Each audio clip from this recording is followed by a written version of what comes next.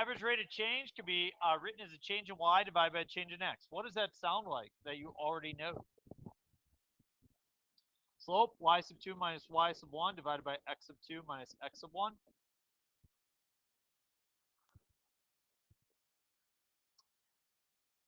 Sometimes instead of writing y sub 2 and y sub 1, we like to write f of b minus f of a divided by b minus a. These are the same formulas. The same formulas. Okay? So that's over the interval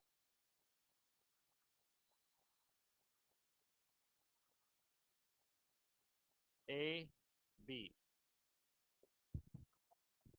So that's really more the, I guess, exact definition of what average rate of change would be. We would use that for. No, but you do need to know the definition of a function on your test. And a function is a relation which every element of the domain corresponds to exactly one element in the range. You must state it exactly. I will not allow for any variations. Really.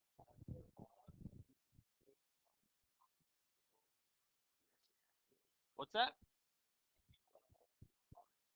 No. No.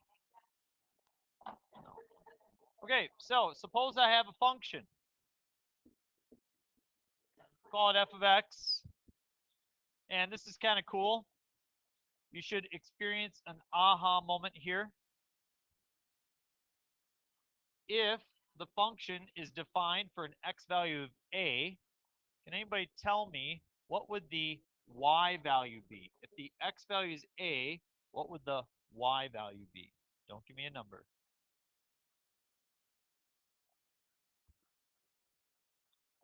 F of a. Who said that? Mr. Darren? Thank you, Darren.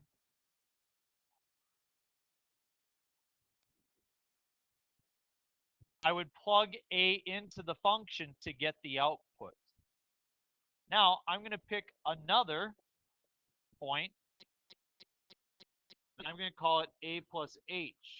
So it's h units away from a. What would the y value be there? F of a plus h. So when I write an expression for the average rate of change given this, I do y sub 2. What's y sub 2? F of a plus h is my second y value minus my first y value. What's my first y value? F of a divided by, what's my second x value? A plus h, what's my first? Minus a.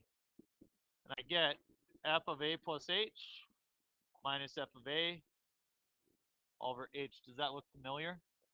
Yes, so you were wondering why you were doing it. You know how to use it now. You did a whole worksheet on it. The fact is that evaluates the average rate of change of a function over a given change of h units. And that will be the foundation of differential calculus and allow us to not find slope, average slope over 2 points, but we'll be able to find slope at 1 point. 1 point. Instantaneous rate of change. And it changed the world forever. So probably the most powerful piece of mathematics that's ever come forth.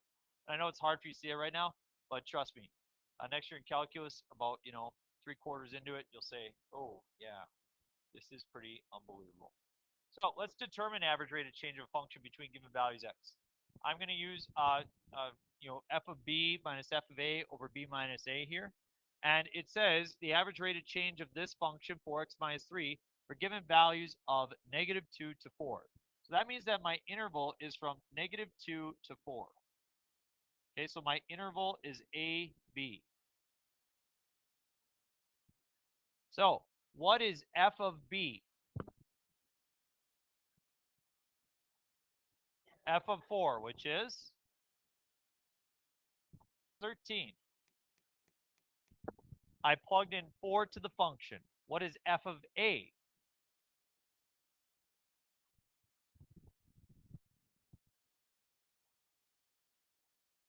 Negative 11. What is b? Minus a. You can see you get 24 over 6, which is 4 done and done.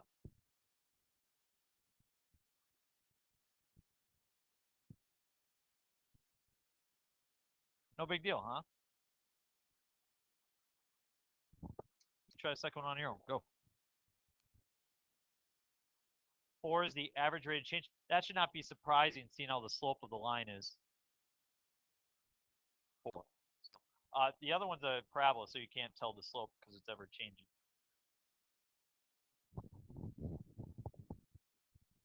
So your interval is from negative 2 to positive 1. What was f of b?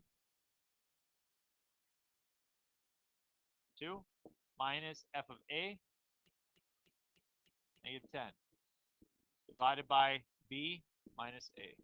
And we get 12 divided by 3, which is 4. What do you notice? They're both 4. Wow.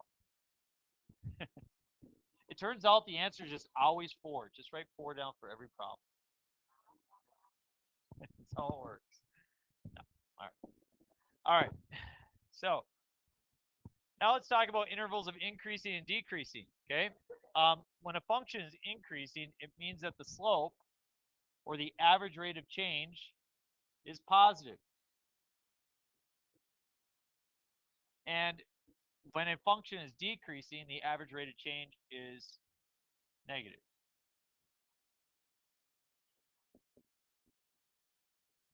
So the drawing I made for you before, that's positive slope, that's negative slope, that's zero slope, and this is undefined slope. So we're just going to do a quick visual.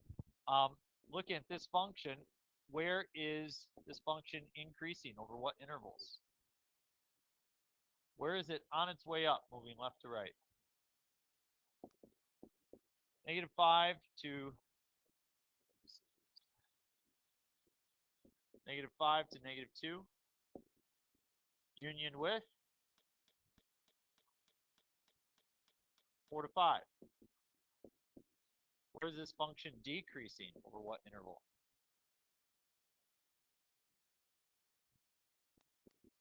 So what about the space between 2 and 4? What's wrong there? It's 0, so it's neither increasing or decreasing. It's 0. 0 is not increasing or decreasing. It's neither. So the absence of value.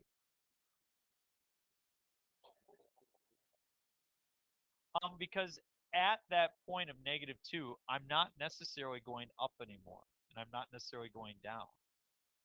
At negative 2, we don't have positive slope or negative slope.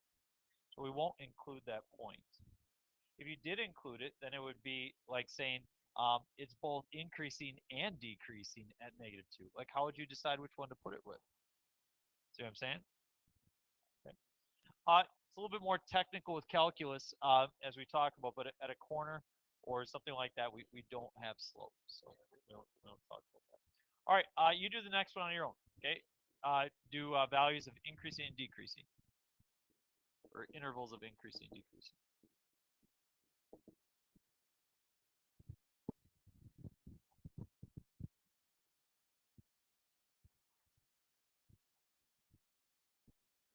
Okay, intervals of increasing should be from negative infinity to negative 3, union with 1 to 4.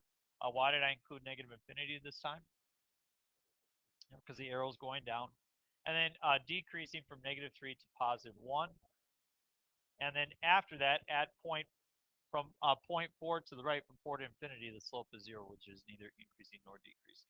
Take all your calculators. Let's do the last two, and then we're done for the day. You can have your homework.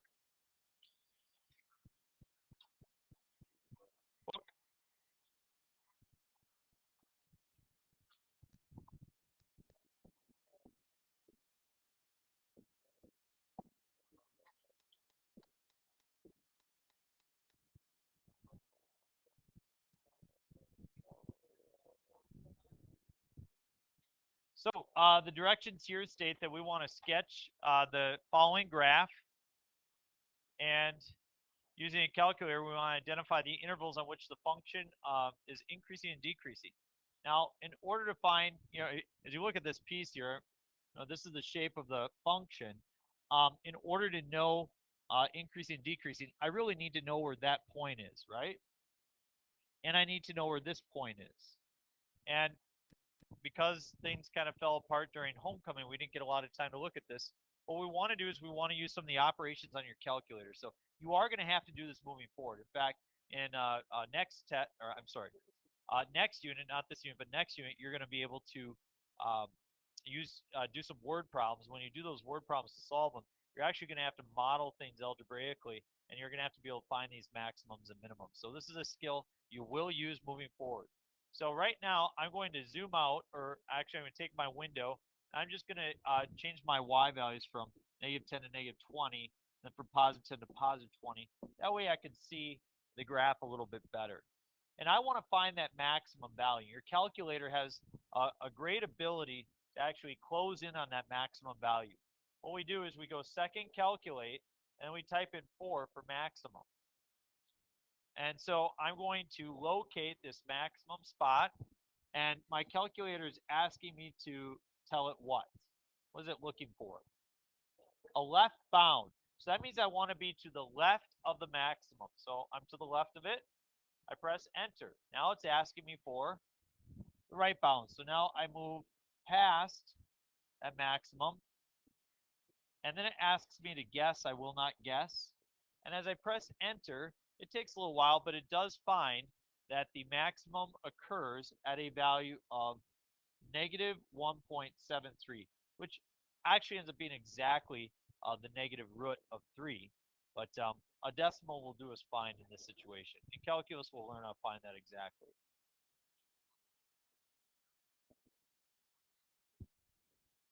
Now, instead of finding a maximum, what spot do I want to find? So I go second calculate. Which one do I grab now? Number 3, which is minimum. And now I go over to my minimum, try to get close to it. Left bound, I'm to the left, and then move across it to the right. And press enter on guess. And what do you know? This happens to be symmetrical about the origin. So these are the same, 1.73 and -1.73. So the question is, on what intervals is it increasing? What do you think?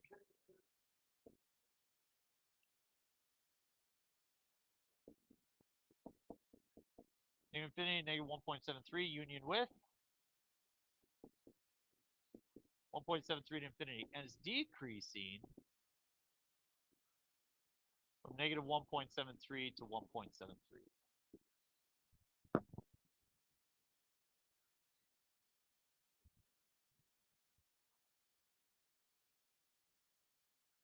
Now, the second function is really cool. I like it a lot.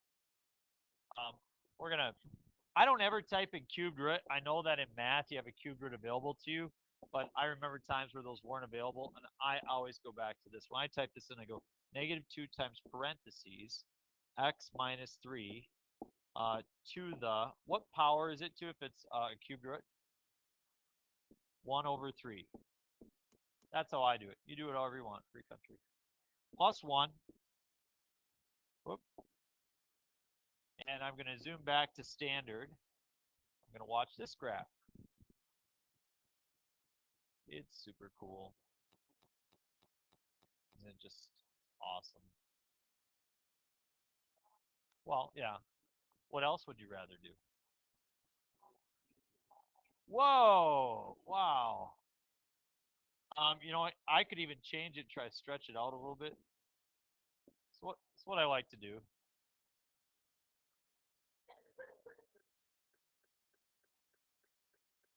All right. So as we look at it,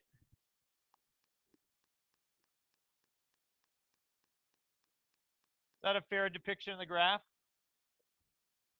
Hey, you tell me, between any 2 points right here, will I have a positive rate of change or a negative rate of change? Negative rate of change, right? How about here? Still negative? So some people might say that it's never increasing, but it's decreasing from negative infinity to positive infinity. But that's not actually correct. Does anybody know why?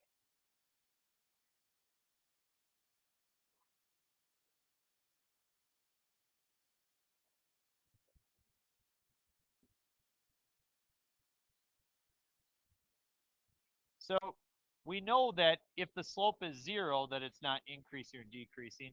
The other time is if you had a slope that was what we call undefined, is where you would have neither increasing nor decreasing. And I know that this is difficult to maybe see, and a lot of people show resistance to this when they first see this, but this is true. This is mathematically true. We can prove this. We're kind of a little bit ahead of ourselves. I just want you to start to see this nugget right now. You see that at this x value of 3, it looks like the function starts to go straight up and down. What's the slope of a line that's straight up and down? It's undefined. And for one moment in time, this function does have a slope that is straight up and down. It is at an x value of 3. So therefore, it's neither increasing nor decreasing at that spot. I mean, if you draw a vertical line, some people say, well, of course you're going down. Really? I mean, the definition of vertical line is something that goes up and down. So are you going down or are you going up? I mean, which one is it, right? So therefore, we can't say from negative infinity to infinity. We say from negative infinity to positive 3, union with positive 3 to infinity. So I just want to show you an example there where you had to think a little bit more in depth to realize that 0 is a place where you don't have a positive or negative slope, and then undefined is a place where you don't have positive or negative slope either. We need to be careful for both. See that? Okay. Thank you for trusting me. If that seems a little bit odd, it should. And, we could talk about it over coffee. So, yeah, you buy. Okay. Here's your assignment.